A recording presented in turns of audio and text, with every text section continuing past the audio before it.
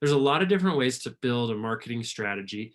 We use this simple acronym, PCCPO. We don't always use it for campaigns. It's just a really simple checklist that you can use to say, are we thinking about what we should be thinking about?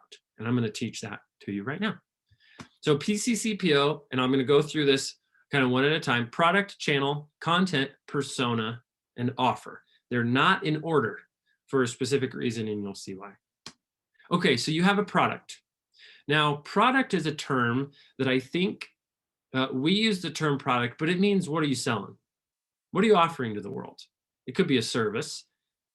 We have lots of nonprofit clients. Product could be what you're bringing to the world for a donor. What's the commitment you're making to the donor for the change they're helping to manifest in the world?